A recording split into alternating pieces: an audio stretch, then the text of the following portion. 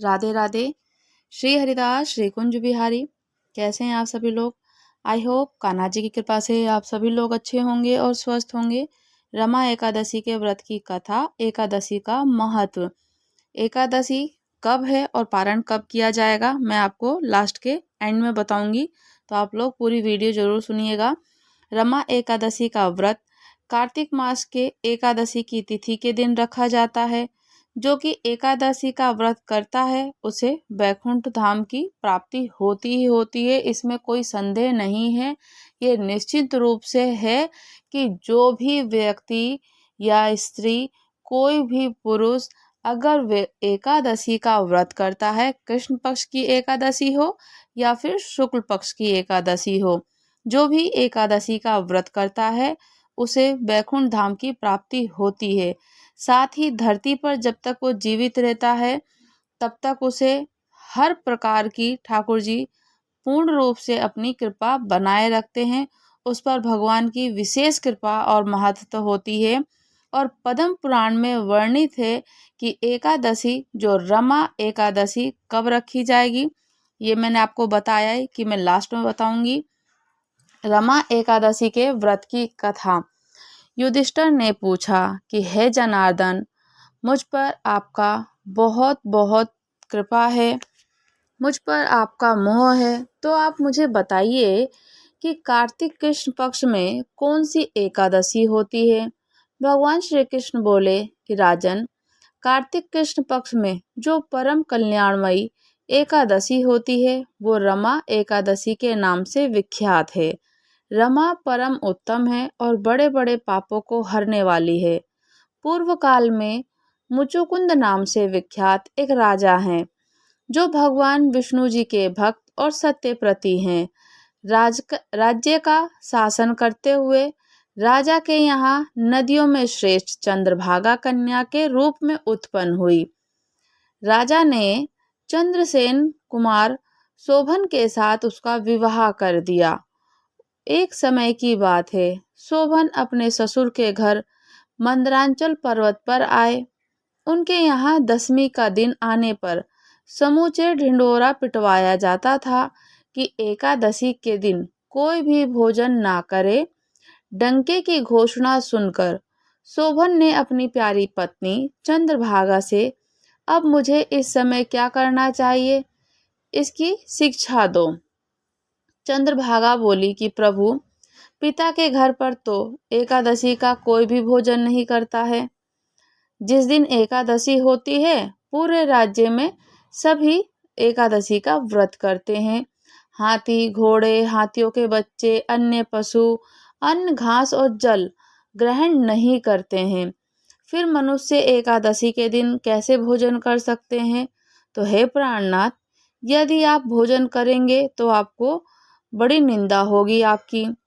इस प्रकार मन में विचार करके अपने चित्त में दृढ़ निश्चय कीजिए। शोभन ने कहा कि प्रिय, तुम्हारा कहना तो सत्य है, मैं भी आज उपवास करूंगा। देव का जैसे विधान हो वैसा ही होगा। जिस प्रकार प्रभु जो चाहे वही हो।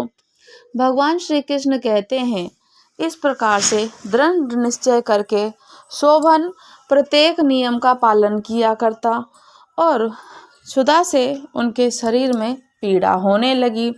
अंत में बहुत दुखी हुआ शोभन और भूख की चिंता में पड़े पड़े सूर्य अस्त हो गया।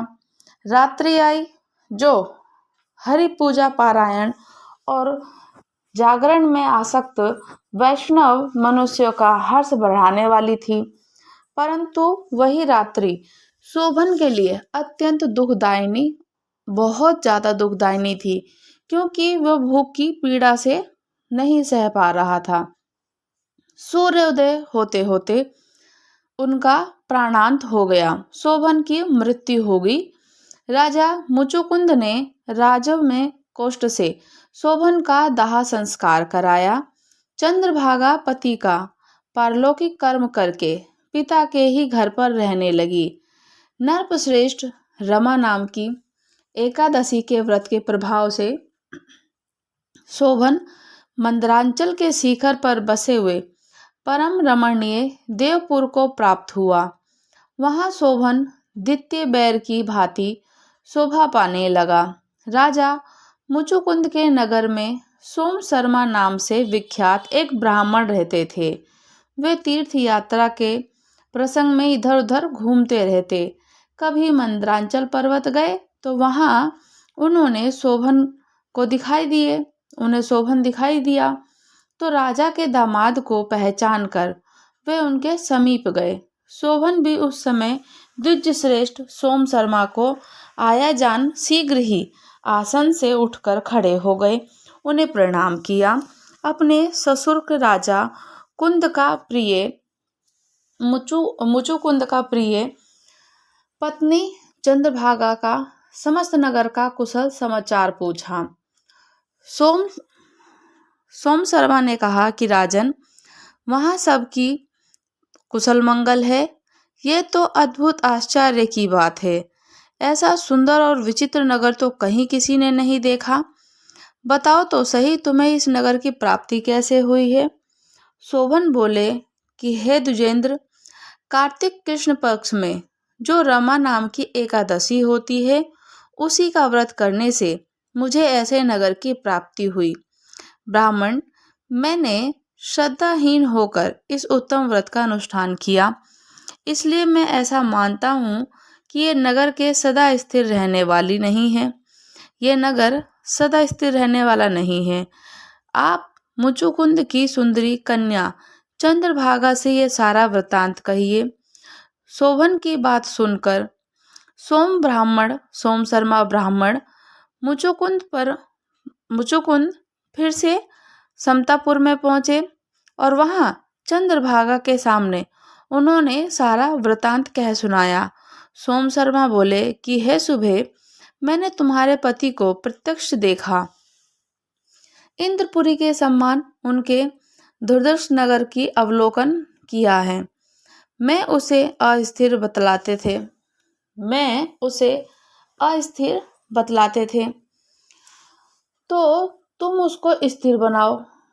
सोम शर्मा बोलते हैं कि तुम्हारे पति शोभन ने कहा कि वो जो स्थिर नहीं है तो वो उसे स्थिर कर दो, तुम उसको स्थिर बनाओ। चंद्रभागा ने कहा कि हे ब्राह्मण, मेरे मन में पति के दर्शन की लालसा लगी हुई है।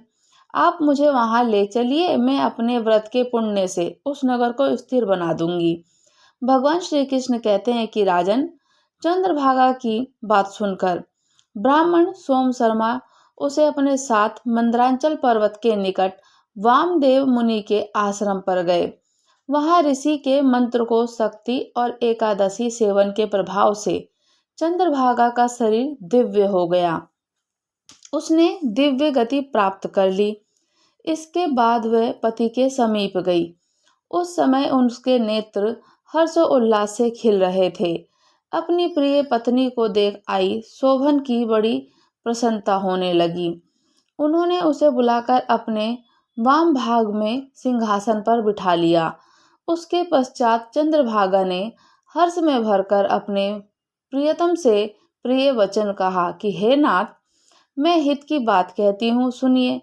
पिता के घर में रहते समय जब मेरी अवस्था 8 वर्ष से अधिक हो गई, तभी से लेकर आज तक मैंने जो एकादशी के व्रत किए हैं, उसे मैं अपने भीतर जो पुण्य है, मेरे जो व्रत के प्रभाव के पुण्य हैं, उसके प्रभाव से ये नगर कल्प के अंत तक स्थिर रहेगा। सब प्रकार के मनोवांछित वैभव से समृद्धिशाली होगा। नरश्रेष्ठ, इस प्रकार रमा व्रत के प्रभाव से चंद्रभागा दिव्य भोग, दिव्य रूप से, दिव्य आभरणों से और आभूषणों से विभूषित हो अपने पति के साथ मंदरांचल के पर्वत पर विहार करती हुई। राजन, मैंने तुम्हारे समक्ष रमा एकादशी नाम का वर्णन किया। ये चिंतामणि और कामधेनु के समान सब मनोरथ को पूर्ण करने वाली है। मैंने दोनों ही पक्षों को एकादशी का व्रत पापनाशक महात्म्य बताया, चाहे वो एकादशी कृष्ण पक्ष की हो या फिर शुक्ल पक्ष की हो। जैसे कृष्ण पक्ष को एकादशी हो तो वैसे ही शुक्ल पक्ष की एकादशी है। उनमें भेद हमें नहीं करना चाहिए। जैसे सफ़ेद रंग की गाय हो या काले रंग की गाय हो, दोनों का दूध एक सा ही होता है। इसी प्रकार दोनों पक्षों की एकादशी सम्मान फल देने वाली। मनुष्य एकादशी का महात्म्य सुनता है या सुनाता है, कथा पढ़ता है, सुनाता है, उसके सभी पापों से मुक्ति और श्री विष्णु लोक की प्रतिष्ठित बैकुंठ धाम में होती ही होती है, बैकुंठ धाम का वास मिलता है।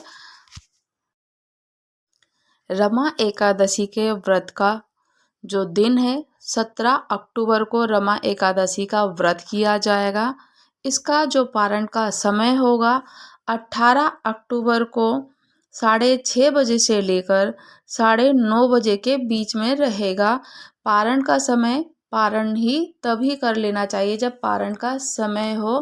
कहते हैं कि द्वादश में पारण के समय पर पारण करने से अनन्य पुण्य फल की प्राप्ति होती है।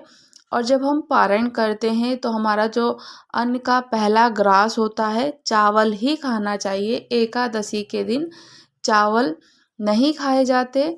द्वादशी के दिन सर्वप्रथम पहला ग्रास चावल ही होना चाहिए। चावल खाने से ही जो हमारा द्वादश का व्रत का पारण का पूर्ण होता है। कहते हैं कि जब हम चावल का पहला ग्रास लेते हैं तो जितने जो अन्य जीव जंतु होते हैं उनको उनके पुण्य का भाग प्राप्त हो जाता है। राधे राधे। श्री हरिदास श्री कुंज बिहारी। अगर आप लोग हमारे चैनल पर नए हैं तो चैनल को लाइक शेयर सब्सक्राइब करना बिल्कुल भी ना भूलें और मुझे कमेंट्स करके ज़रूर बताइएगा आपको कथा कैसी लगी, जानकारी कैसी लगी। राधे राधे। और जो मैंने आपसे पूछा कि क्या ये सही है, सबसे पहले बताया कि चावल ही खाना चाहिए, तो क्या आप लोग भी चावल का ही सबसे पहले जो ग्रास भाग अपने जो ग्रहण करते हैं, तो क्या आप सर्वप्रथम चावल ही खाते हैं? क्योंकि जो पुण्य मान्यता है कि चावल का ही ग्रास खाना चाहिए, किंतु काफ़ी लोग जो हैं भक्तजन अपने अपने नियम कुछ जैसे संप्रदाय होते हैं उस प्रकार से फॉलो करते हैं, या फिर कोई किसी संप्रदाय से नहीं जुड़ा हो, जो भी ऐसी नॉर्मल गृहस्थ जीवन में है, तो वो क्या आप लोग कैसे अपने व्रत का पारण करते हैं, तो मुझे कमेंट्स में ज़रूर बताइएगा। राधे राधे।